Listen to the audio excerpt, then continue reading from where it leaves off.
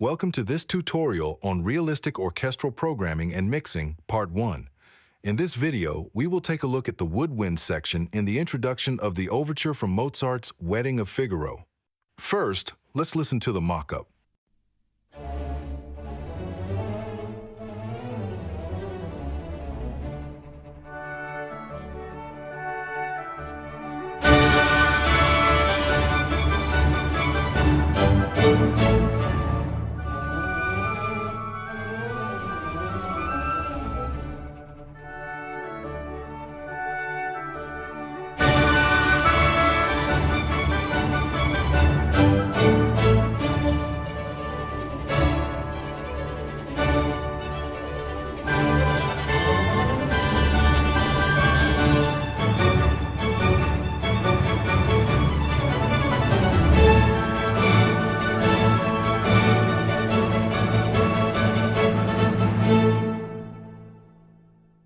Feel free to subscribe to my channel to take part of more mock-ups, orchestral compositions, and educational content like this.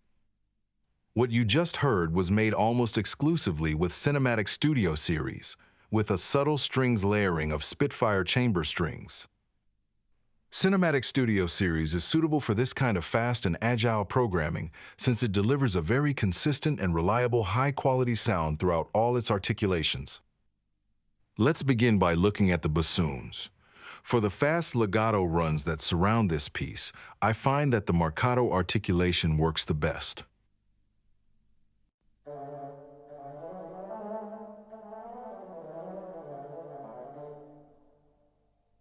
I've chosen marcato overlay for a more energetic attack, which triggers a spiccato articulation in the beginning of every note that is controlled by the velocity. Here's what it would sound like without the spiccato overlay.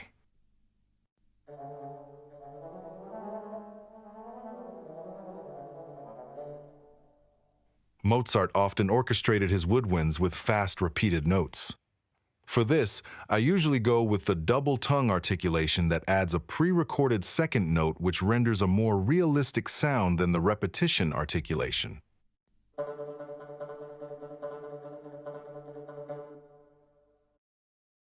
Compare it with repetitions.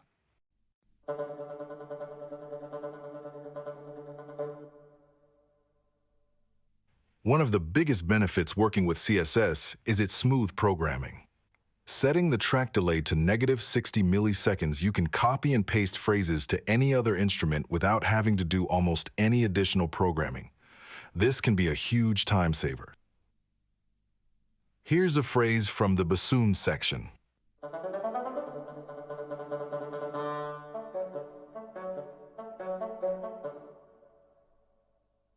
Here's what it sounds like copied into the string ensemble section with no additional programming.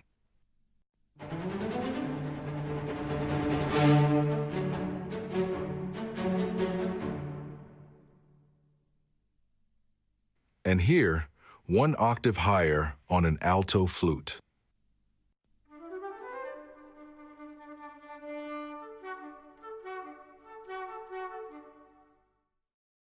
Another benefit with programming CSS is that you actually only need to work with CC1 for the long notes.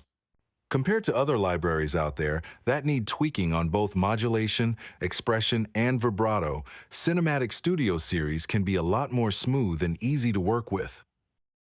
The higher values of the modulation has a rich, impressive dynamic fullness, and going down in the CC, the volume gradually drops. On value 0, the sound's completely muted.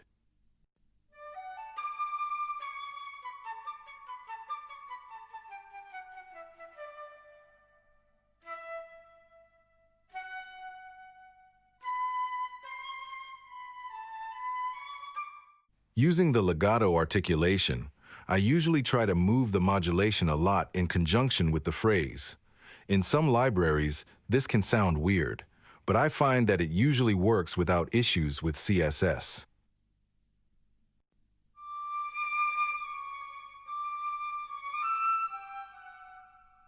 As you can hear, the vibrato smoothly follows the modulation amount by itself. You can program the vibrato as well, using the CC2, but I feel that I usually get a better result leaving this untouched.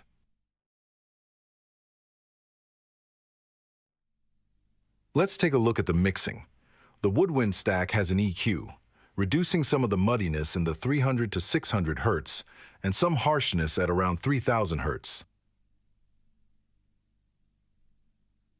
Every separate instrument also have an EQ, cutting out the lows and further shaping the sound after the instrument's natural tone and register. Feel free to copy these curves if you like.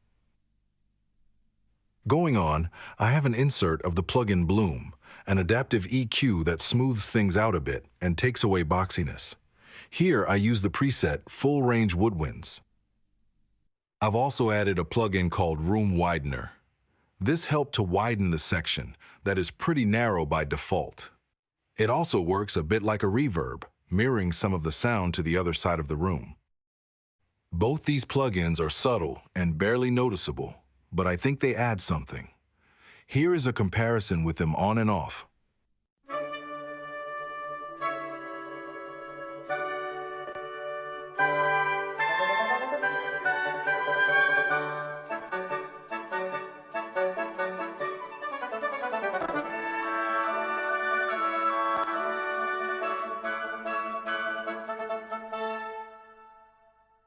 Last but not least, I'm using the plugin Panagement, which is a free algorithmic depth controller.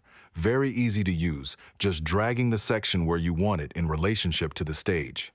You can also pan with it, but I usually only use it for depth.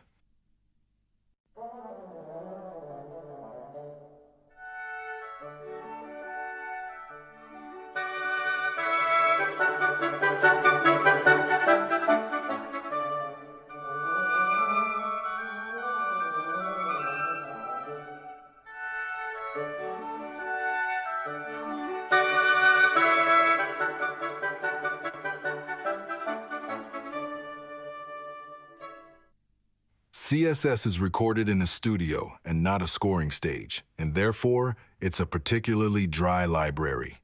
Here is what it sounds like without reverb.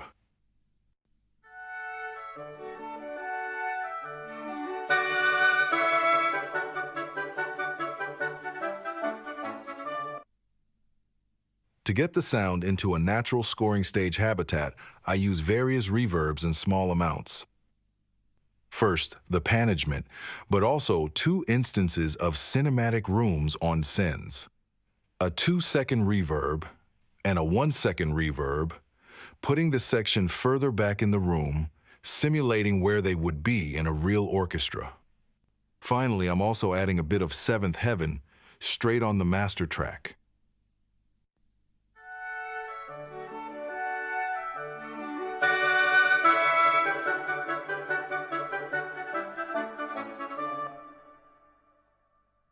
That is all I have for you today, folks.